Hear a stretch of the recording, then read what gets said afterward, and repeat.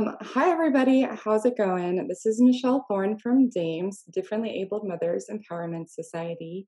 Thank you so much for coming and logging in and watching our June webinar.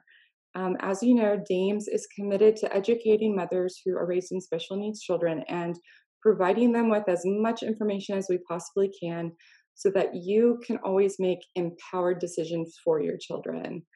Today, I'm very, very excited that we have Gabby Barnes on our on our series today, and she is going to talk about ABLE accounts. ABLE accounts are a very powerful tool for the special needs community, and sadly, very few people know about them and what they do. So, Gabby, we're so excited to have you on today, and I can't wait to just learn all that you know, and go over and answer some questions when we're all done. Yeah, thank you so much, Michelle. So like I said, I'm Gabby Barnes, and we'll be talking about ABLE accounts today. So if you have questions, let us know, but we're going to go ahead and dive right in here. So today we're going to cover all of the necessary information regarding the ABLE accounts. So we're going to talk a little bit about the ABLE Act, some program details. Of course, we'll go over how to open an account, and why is an ABLE account important. So this essentially is a new financial tool for eligible Americans with disabilities. So ABLE accounts are important because they provide self-determination and financial independence. And I'd also like to add that fewer than 1% of eligible Americans have an ABLE account. So like Michelle said, a lot of people just aren't aware of them. So we're really just going to try to share some knowledge today and give some details regarding this program. I do want to also say that I can give you all the information, but I am not a tax or legal professional. So if you have specific questions on those fronts, please seek a legal, financial, tax, or benefits professional for those areas. So getting started, what is ABLE? So ABLE is a tax advantage savings account for eligible individuals with disabilities. You can actually contribute up to $15,000 a year without endangering eligibility for certain means-tested disability benefits. So those are going to be things like public benefits, things like SSI. That's why an ABLE account is important, because it wouldn't put things of that nature at risk. And this is a result of the Stephen Beck Jr. Achieving a Better Life Experience, or ABLE Act. So essentially these accounts came to be because a group of parents advocated, they had a conversation and said, hey, we can save money for our children that don't have a disability, but for our children with a disability, if they're looking to get benefits down the line, we really can't leave anything for them. We can't have any savings for them. And that's not really fair. So after years of advocating and trying to get these accounts passed, President Obama signed the ABLE Act into law in December of 2014. In Virginia, which ABLEnow is the Virginia-sponsored ABLE program, Virginia adopted it in April of 2015. So Governor McAuliffe gave Virginia access then. And as far as outreach, so we really try to get into the community and just spread knowledge as much as we can. So if you take a look, there, you can see that we're working with United Spinal, Autism Speaks, Miss Wheelchair America, Special Olympics, the ARC. So ABLE accounts are so very important. And it really is a goal of ours to get into the community more, spread as much information as we can, talk to parents, talk to advocates, just anyone that we can to give these details to. So also, if you see an organization here that you don't think that we are working with and you think that we should, please let us know. We'd love to be able to do some more outreach, and that's just really our goal, is to give people the tools to foster their own financial independence. So what is ABLEnow? So ABLEnow is the Virginia-sponsored ABLE program. However, we do have national enrollment. So we're actually open to eligible individuals in all 50 states. We do have customers in all 50 states. So with the ABLE Act, that gave states the ability to make ABLE accounts. Some states still don't have ABLE programs for their state. So if you're in a state that doesn't have one, then you can enroll in our program. Or if you look at your state's program and say, hey, this isn't for me, I don't like how this is run, because they are all administered and they do have different operational features, then you can enroll in another state's program if they have national enrollment. So that's where ours would come into play. We are administered by Virginia 529, and that is the nation's largest 529 plan. And we've actually been in business for over 20 years. So when Virginia had the go-ahead to make an ABLE account, it just made sense to also go under our state's 529 account, because it is such a successful business, and we've been helping families save money on the college front for over 20 years. So helping families with disabilities was also something that was very important to us. And as far as accessibility, you actually can open and manage your account all online. So you would just go on ABLE-now.com. So all of this is web-based. You do not have to go to a bank. You do not have to go somewhere else. You can do all of this from your phone or from your computer. We do also have a program called ABLEAmerica. Now, this one is a little bit different than the ABLEnow account. ABLEAmerica is actually the nation's only advisor-sold program. So if you wanted to work with a financial advisor, you would need to open an ABLEAmerica account. It is offered by American Funds. So this one differs from ABLEnow because ABLEnow is a direct sold program. So you would go on the website, enter your information, and you open and manage that on your own. We do have investments under the ABLEnow program, but it would be up to you if you want to do that. It's not a requirement. But with those investments and savings and things like that, we can't give you financial advice. So you would be making selections on your own. If you're looking to have someone, walk you through that, have someone kind of give you financial advice, or let's say you already have some sort of investment option with American Funds, then you may want to look at ABLEAmerica.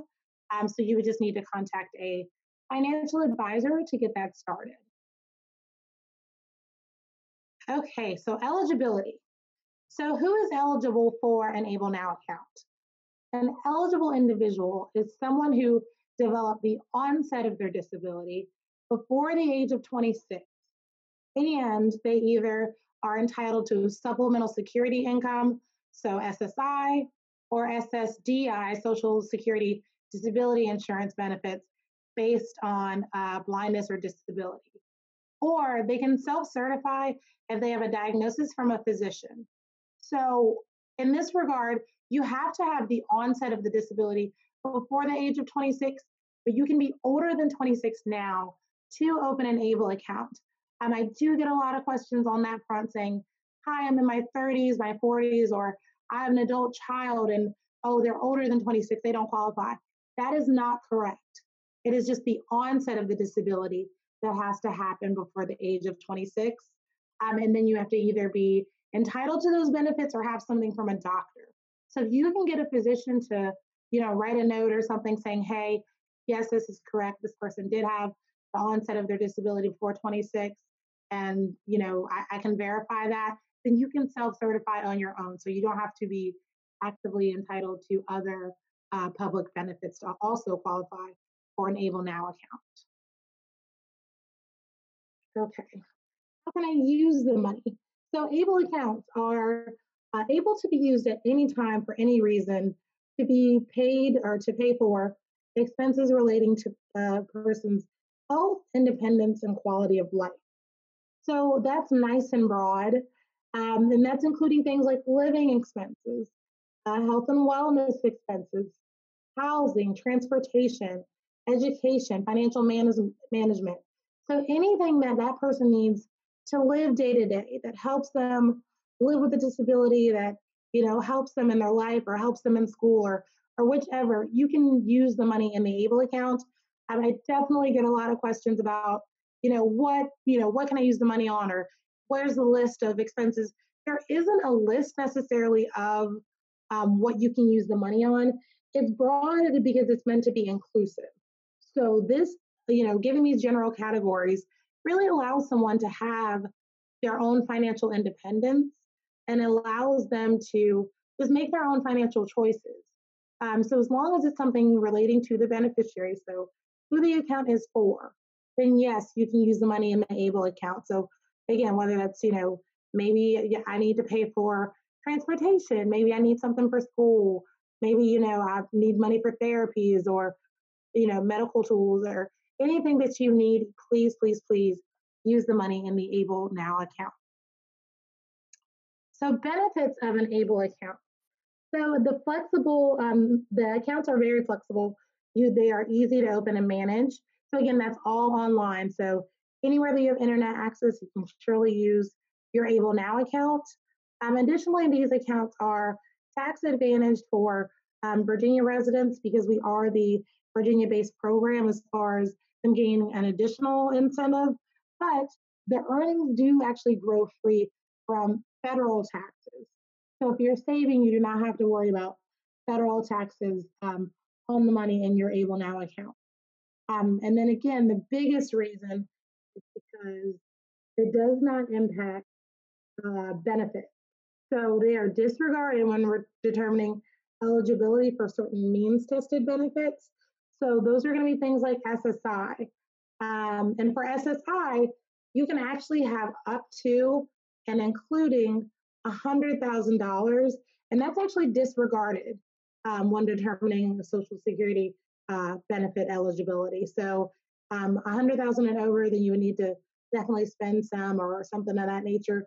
But under that, you're good to go as far as SSI is concerned. So that really, really, again, gives people the freedom and the ability to save some money for yourself, to save some money for a child without having, that fear of what about if they get benefits later, or I don't want them to lose the benefits that they're getting now. So that's a really big benefit of the ABLE account. And there is no impact on Medicaid benefits, regardless of how much money is in an ABLEnow account. But I do want to add that after the person the account is for, if they were to pass away, after all the final expenses are paid, if there's money left in the ABLE account, it may go to reimburse the state for Medicaid related services that were paid while the account was open. That actually has been changed for a few states. I will say for Virginia, as of July 1, that's been changed and there won't be a Medicaid restriction there. But for your own state, you may want to check on the legislation to see, how they're determining benefits. Okay, so there actually is an ABLEnow card. So back to that accessibility, back to that flexibility, we're looking at how you can use the funds here. So you actually would get an ABLEnow card. It's a debit card, and you're able to use that anywhere that Visa is accepted because it is a Visa card. So this gives you a really simple, fast way to pay for expenses. So it operates just like a bank account card. You have, your numbers and everything. So you're good to go on that front. I do want to add, this is probably one of my favorite updates here, but we did add a accessibility notch. So if you or whoever is using the account, if they're blind or visually impaired, there actually is a groove on the side of the ABLEnow card. So if I'm feeling in my wallet and my vision's impaired a little bit, I can still feel for what my ABLEnow card is. So again, back to that flexibility and accessibility, it's really meant to be able to be used for anyone. So that's a newer feature that we have. But yeah, so anywhere the Visa is accepted, so you can use this online, you can use this at merchants. It's really up to you. All right, and now we get to the good part, gift contributions. So good news, folks, anyone can contribute to an ABLEnow account. So birthdays, holidays, milestones, people can give online or they can give by mail.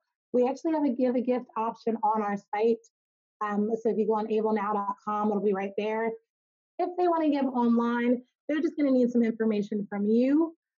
So just like your name, a part of the account number, and then they would give their information and give a electronic debit. If they are giving by mail, there's a form online, and they'll need to send that in with a check. But all of that's going to be under the Give a Gift tab. So again, anyone can contribute to the account. So I know, or at least a decent amount of people are at home, and if we're chatting with loved ones because we're not visiting as much, and they ask, hey, what are you doing? What's your child up to? Do y'all need anything? Maybe suggest they put some money in your new ABLEnow account if they're looking for things to do and ways to give. Also, holidays, this is a good time to bring that up. So just maybe pass that around the dinner table there. Okay, so as I mentioned earlier, we do have investment options. Now, this is not a requirement. So your first $2,000 automatically goes into an interest-bearing FDIC insured ABLEnow deposit account, and that's what is actually linked to the card. So when you're using a debit card, any deposits you make are automatically available to that card. But after you have a balance of $2,000, you can opt to invest in your additional contributions in 4 investment portfolios. So if you're taking a look here, you can see we have an aggressive growth option, a moderate growth option, a conservative income option, and a money market option. So we do have 4 investments under the normal ABLEnow account. So again, that's different than the ABLEAmerica account. But on this regard, you would need to make the investment selections on your own. We do have portfolio information on our site, but you would be picking the funds and investing from there. And then your investment money, once you put it into that investment, it's on another side essentially of your ABLE account. So the money in the investment account is not linked to the debit card directly, just what's in your deposit account is. Okay, so in regards to account costs, so I'm happy to announce that we actually have no enrollment fee and no minimum contribution. And ABLEnow actually offers some of the lowest fees in the country amongst other ABLE programs. We do have a service fee of $3.25 a month that is waived if you have a balance of $10,000 in your deposit account. Additionally, if you don't have any money in the account, we don't negative debit you, so maybe not like a big bank or something of that nature. So if you have $0, we wouldn't take it. If you have $1, you would see a deduction for the dollar, but if you don't have anything, we would not put you in the red for that. If you do choose to invest additionally, there are asset-based fees, and those run between 0.37 and 0.40%, depending on the investment selection. But we do have a fee schedule online, so if you do end up visiting that website, we do have a fee schedule there that's going to go more into those costs, so maybe take a look at that as well. Okay, so ABLE updates. So here are some recent updates. We've actually been open since December of 2016. So here are some things that have changed since our inception. So there actually has been some legislation passed that allows enhancements on the accounts for account owners. So our contribution limit actually increased to $15,000 a year. The first year we opened, it was $14,000. It's gone up another $1,000. So we're happy that they grew a bit. Of course, if it changes or goes up, we'll let you all know again, but that did go up a tad. A big update on there is that the ABLE Financial Planning Act was passed, and that actually allows 529 transfers. So this is probably most relevant for parents. When you, let's say you open an account for your child at birth, or a relative opened a 529 account, which is the college savings account. Let's say someone opened that account for your child when they were young. As things progress, you say, hey, traditional college might not be for us, and we might need to look at other options. You can actually now transfer the money from a 529 account, so a college savings account, to an ABLE account without tax penalty. The first year or so that the program was open, you were not able to do that. So if you had a 529 account, you could not do that as a qualified transfer, but now you can. It is still subject, I will add, to the $15,000 per year transfer limit.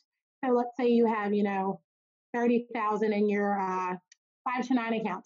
You would need to do, let's say, 15,000 for the year 2020 and then 15,000 for the year 2021. So you would have to break that up.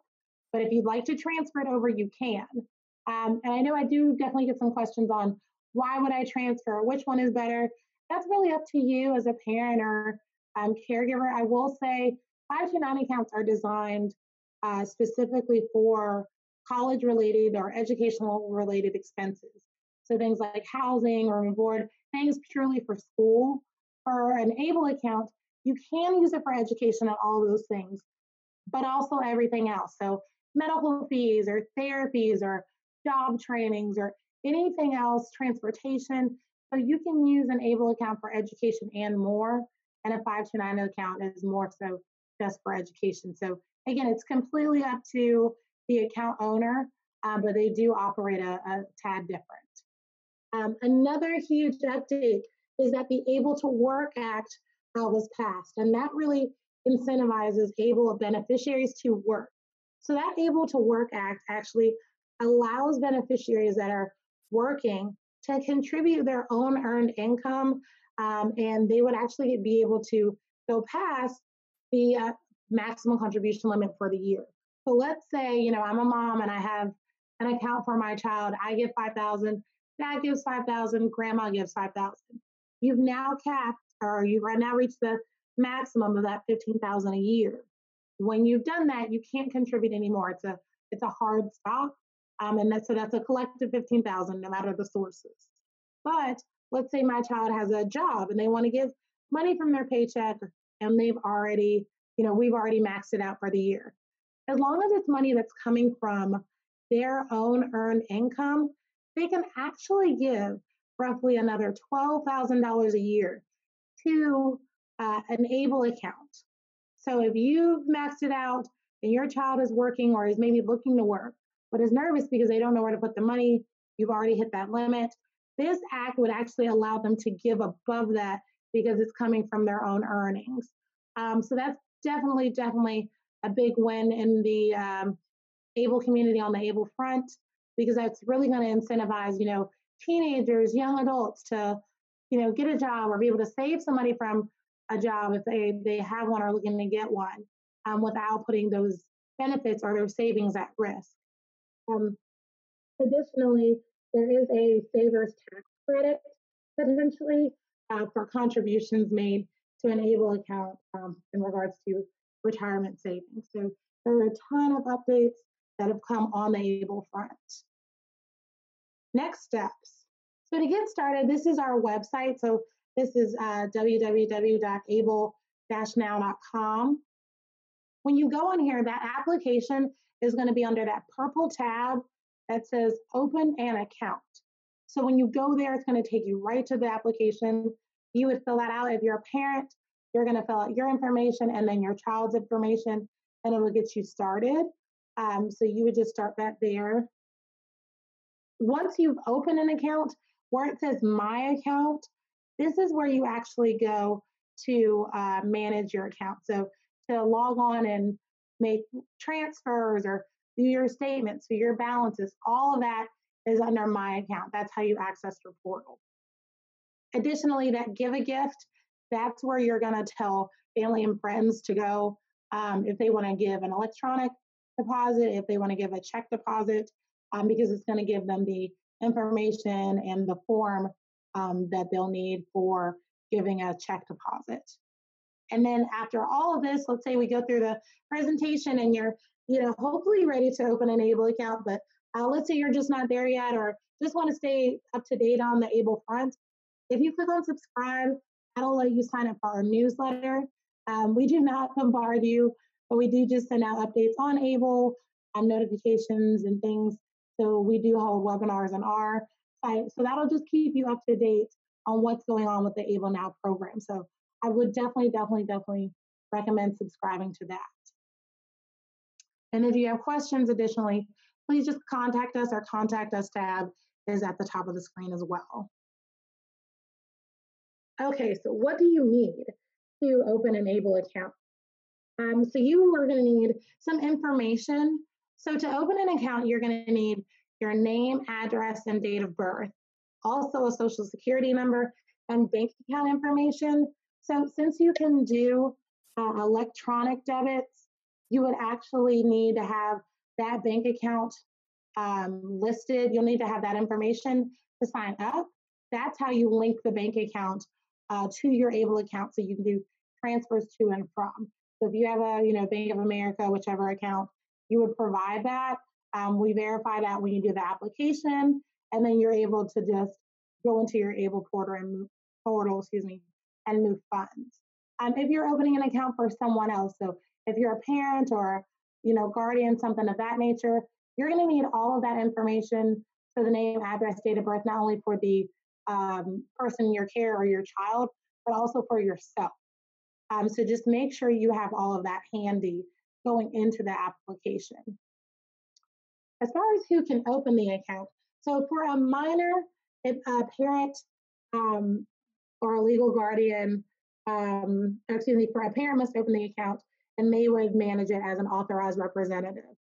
So for a minor, it would need to be a parent, but for an adult, it can be a parent, legal guardian, or an attorney, in fact, to operate the account. If you are opening it as a legal guardian or a power of attorney, then there is actual documentation that you'll need to submit. So the legal documents that you have stating that, giving you guardianship or attorney over a person, we would just need you to upload that. There is an option for that within the application. That does take a little bit longer to process, so just give us a few days to review that because it is legal paperwork. But yes, you can actually upload all of that online. So it'll walk you through that within your application. Okay, and here's all of our contact information in case you want to receive and share information. So our website, like I said, is just www.able, so able-now.com, and that's where you would go to subscribe to those updates. We actually do have a Facebook and Twitter, and that's at ABLEnow VA. And then just share this information. If you've got friends, your family, community groups, please, please, please pass this along. Just that's really the goal of what we're trying to do, and what we'd like other folks to do, if you can, is just tell people about these accounts. Again, less than 1% of the people that are eligible even have these. So we're definitely trying to get on the ground, definitely trying to share it where we can, and just get it to the groups that need it the most. So in any way that you can, spread those details, please, please do so. And if you have more specific questions, this is our customer service information. So you would just send an email to customerservice@able-now.com, or you can just click that contact us tab and submit something on the site. If you want to give us a phone call, then our phone number is 1-844-now-able. So that's going to be our customer service number. So please give us a phone call if you have more questions after this. And so this screen right here, we actually do have a contest going on. So you can enter to win $500 to an ABLEnow account. So that would just be able-now.com/win. So maybe, opening an Able account was on your to-do list, or you just haven't gotten to it, but now you've got maybe some free time if you're at home a little bit more. So maybe this is what you were waiting for, is a deposit to your Able account. So just go ahead and fill this out. The worst you can do is try, but this will at least get you potentially started with your savings in an Able account. And that is all that I have on my end. So thank you for tuning in. I think we are going to cover questions now, if I'm correct, Michelle. But thank you so much for hanging in there. Thank you for listening to this, and thank you for allowing me to present today. Yeah, no, thank you so much, Gabby. That was so informative. I actually have Able accounts for both of my children, Yay. but I learned a lot today that I didn't know. I was really unaware of some of those updates that you gave. I absolutely loved the Able to Work Act. I think that Yeah. that's just fabulous and giving our kids a lot more incentive and ability to make an income. Right. Because I think you and I talked a little bit before, and I think one of the saddest things that happens with our children is that in order to keep benefits, they have to stay in poverty, which is Right. absurd to me. And so I think that these kinds of programs really help us be able to let our kids live with means and not be in Right. poverty and still maintain benefits, which is huge. Yep. I agree. Huge. Does anyone have any questions? You can unmute yourself or I can unmute you, and you can ask. I do have a couple of questions. Go ahead, Okay. Denise. Can you hear me? Yeah. Yeah. Okay, because connections been coming and going. The couple of questions I've got is with the Able account, and two things is one, if you have, say, room and board, and you're paying for that, or you need to, if there's another account that's set up like an FBO account, can you transfer amongst it? Is it just within that Able account? And the secondly, which I'm still trying to find find out what's different now, is when you have somebody who's over 18 with guardianship, and I and somebody has to go with them, like, they got somebody where they can't be alone, so they have to go to the movies or something. Um, so there's, say, that expense because they can't be left alone. How does it work with any of those expenses, or is that a financial person's question? I mean, if so, if they're going out and let's say you're paying maybe like a caregiver or someone to kind of, do that, I mean, that's something that person needs. That's a service that they need. So if that's something you need to make living with your disability, more manageable, easier, things like that, then that, yes, that would be included. So I think that's the purpose of the account, is to give people the access to pay for things they need. So if that's, something that, I mean, because without that, if they couldn't go or something of that nature, then that would definitely be a qualified expense. Um, so as long as it's something helping Well, the that reason person, I'm go ahead. Okay, the reason I'm asking is because I've still been trying to get through like community legal services and different places to get these answers, because like I'm guardian for my daughter who is over 19. And so like for instance, movies is one of the places that for like admission, because I know that they can pay for other people, but these expenses like SSI and also ABLEnow has somebody else. So how does that work? Because like my daughter, she can't go to a movie by herself. She requires having somebody there. So what does it work for like the admission cost for something, and how does that work on the Able, and can it be done as guardian? And I haven't been able to get these answers. So Right. that's my second Right. question. So, I mean, the Able account, I think, as far as spending, maybe a little more flexible than some of the other Hello? programs, because it's really supposed to give the person that the account is for the jurisdiction to use the money as they need it. So, as long as it's something that is directly benefiting her, then it's a qualified expense. So, you said she can't go by herself. So, if you have to send someone with her, a caregiver, if you have to take, if it's a person that she needs to go with her to be able to go out, then yes, you should certainly be able to use the money in your Able account, because she wouldn't be able to go without that. That's directly benefiting her. But if it was like her and 10 of her friends going out, she would not be able to buy I, all of their tickets, I missed because all the that's conversation because I got kicked out, so I couldn't hear anything that okay. you answered. Denise, we'll post this on the Dames website, and I'll email you a copy of it too. Okay, So if it's thank breaking up a little bit, you'll have a clear copy at the end. okay, thank you, because I got Okay, kicked out. you're welcome. We had another question. Can you open the chat? Gabby, can you see the question in the chat from Carolyn. Tracking. Yep. Okay. Okay. Okay. So you open an Able account with Fidelity. Okay. You have a rollover there. They haven't put any money. So if you opened it with Fidelity, that would be another state's program. We don't have a program with Fidelity. You would need to contact that specific ABLE program to see what you need to do to activate it, because I don't have any information or access to their accounts. So yeah, I would just contact that plan specifically. Contact them directly and see what you need to do to get started. Can I ask a follow-up, now that I've been thinking about Denise's question a little bit more? Mhm.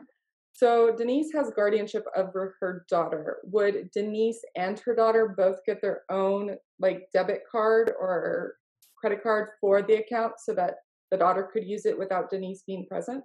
So it's a little bit different. So essentially, whoever is manning the account is the one that gets the debit card. So if you're opening it, if you have guardianship over your daughter and you open the account saying I'm a guardian or I'm a parent opening this on that child's behalf, it's going to open it as if the person you're opening it for can't manage it themselves. Right. So in that case, the parent or the guardian will be the only one with the debit card. Okay. You can add an authorized signer, so that would not be the beneficiary. So not who the account's for, but maybe another parent or someone else that you want to have debit card access. So you can have up to 2 cards, but it would be like whoever is managing it on that person's behalf. The only way that the beneficiary has a debit card in their name is if they're opening it on their own behalf by themselves. So let's say, I'm in my 20s and I need an ABLE account, but I have the capacity to man it by myself, but I still want my mom to maybe have a card because sometimes she helps me with things. I could open an account for myself and then just give my mom a card. I can add her as a signer. But whoever is the primary on the account, that's who mainly gets the card.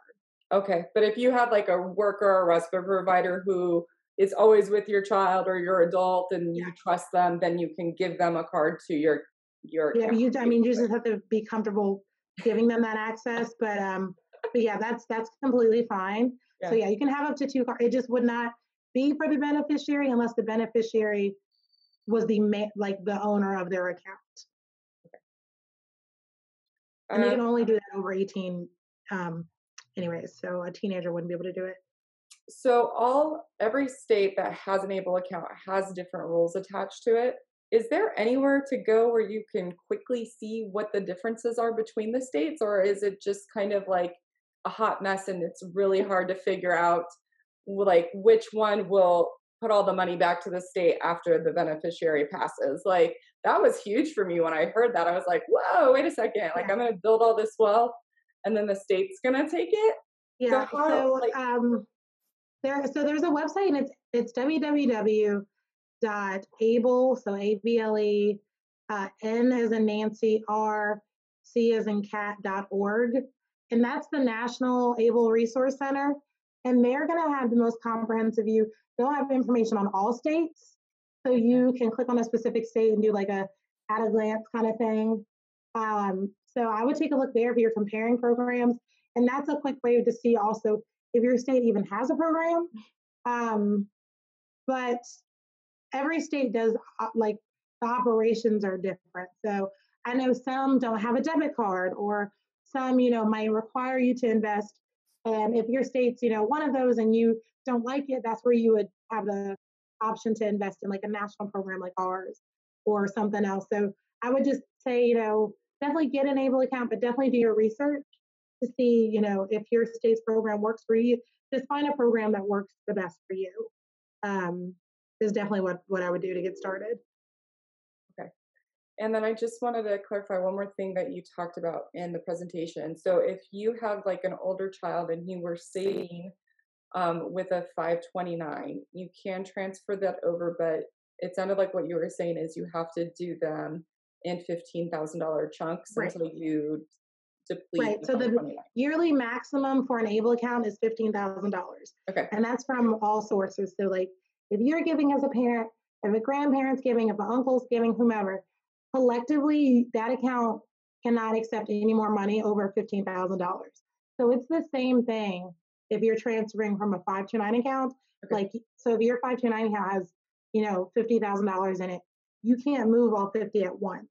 It would still be subject to that yearly contribution maximum. So you would just have to do 15, 15, 15, 5. So you would just have to do it in increments, but you can do that. The only way to give above that 15,000 a year is with that Able to Work Act and their own earnings. Excuse me. That's cool. I love that Able to Work. I think that that's just like the coolest thing. I'm just excited about those kinds of programs in general. Okay, so do you guys have any other questions?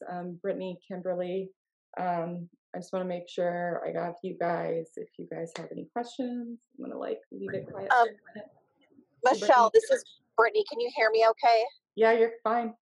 Okay, I jumped on late, so I apologize if I'm repeating myself, but I did have a question for Gabby, right? Mm-hmm. Yeah. Sorry, I'm driving, so I didn't want to miss out though. So I feel bad if you've already gone over this, and I plan on rewatching this webinar, but if there's a family who has a young adult that is going to go to a college and they have an ABLE account, are you allowed, is it better to put the college expenses in an ABLE account so they can regularly pay their tuition, or would it be more appropriate to do a special needs trust and then just pull the money out as they get close to college age and pay? I've had parents ask me for my job, is it easier and more quickly to have the funds released to pay for tuition to keep it in the ABLE account? Or is it wiser just to put it in a special needs trust and then when the time comes, withdraw that money at once? I just didn't know if you had any feedback on that. So I do hear some feedback from people like customers and things like that. I cannot give you advice on a special needs trust. Sure. I'm not an expert in that area. That being said, at least from talking to people, my understanding is that special needs trust, or at least some of them, may operate quite a bit different from ABLE accounts. Some of them, it depends. Like, I think they have more restrictions on what you can use the money for, or more restrictions on when you can access the money and how long it takes to access the money. At least for the ABLE account so far, ABLEnow account, there's a debit card with it. So I think that's from my understanding, at least from talking to people, that's a big perk to them, because they can just, if I'm paying my kids' tuition, I can go online, use the debit card number and pay it. And that's just, you're done with that. You don't have to submit a request or process other forms. You could just pay it like you're, doing a regular thing. I will add though, you can actually have both. So if you wanted to have a special needs trust and an ABLE account, we do have a decent amount of people that have both. And I think it goes back to that accessibility. So like I might have maybe a special needs trust or like a bigger expense or property or something longer down the line, but I might use my ABLE account because my kid's at college and, it's just easier to pay their rent out of that or their tuition or get groceries, something maybe a little more transactional is my understanding when I'm talking to folks about what makes them look at an ABLE account more. So I would just keep that in mind. Like, how often do you need to use the funds? How much, again, I'm not sure about the special needs trust, but how much, time would it take to access that versus just having a debit card on hand to do what you need? So it's really up to the person, I think, as far as that, and also how the trust is set up. Yeah, and I think that that's a good point, because we have like a special needs trust for our kids, but we also have the ABLE accounts, and our kind of vision of how that would work in the future is like the big pot of money would sit in the special needs trust, but then we could supplement the ABLE account with that money whenever we needed to, and that way, maybe our child with special needs doesn't have access to $100,000, at a time. Maybe they have access to 500 or 1,000, and we can kind of regulate what they have access to, but then control the other money within the trust. Like that's how Matt and I have kind of worked through that question. because we don't know that we want to give them access to $100,000, right? Yeah. But maybe we want them to be able to buy what they want for like $500 a month or $1,000 a month or Right. whatever. Like it's a little bit more of a control kind of situation. Thank you. That makes a lot of sense. I appreciate it. No problem. All right. I think that is all the questions. Gabby, thank you so much. This was so informative. And like I said, even though we have accounts, like I learned so much about like these new initiatives, and I'm definitely going to join that newsletter because I want to Yeah. stay informed that those new initiatives are amazing. Yeah, thank you so much for having us. Yeah, definitely subscribe. We do monthly webinars on our end too. So if you guys want to come back for like a refresher or to stay up to date, you can sign up for those on our site. So thank y'all for having me. Thank you for listening during time of quarantine and making some time in your day for this. So thank you.